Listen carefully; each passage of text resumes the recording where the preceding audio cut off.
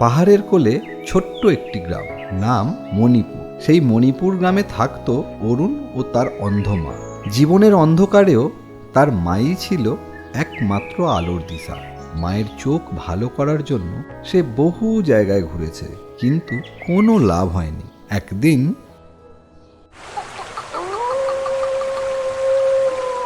আচ্ছা বাবা, আমার মায়ের চোখ কি আর কোনো দিন ভালো হবে না? আমি অনেক কবিরাজ বদ্রী সব দেখিয়েছি, কিন্তু ও কোনো লাভ হয়নি। আমার মা কি আর কোনো দিন চোখে দেখতে পাবে না?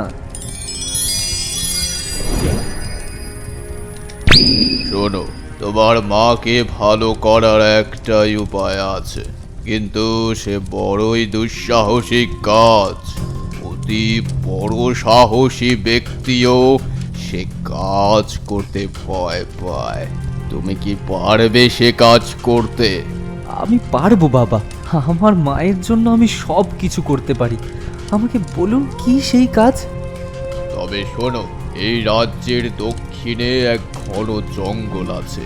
সেই জঙ্গলে এক পুরনো মন্দির আছে, আর সেই মন্দিরে এক নাগমণি আছে।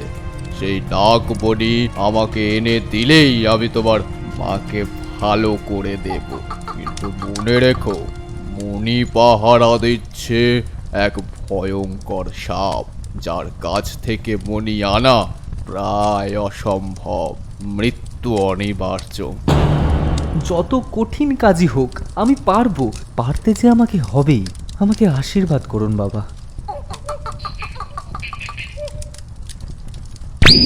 এই ছেলে সর্বগুণ সম্পন্ন, সৎ, নির্ভীক। যদি এই ছেলেকে দিয়ে কাজটা হাসিল করাতে পারি, তাহলে এক ঢিলে তুই পাখি মারবো।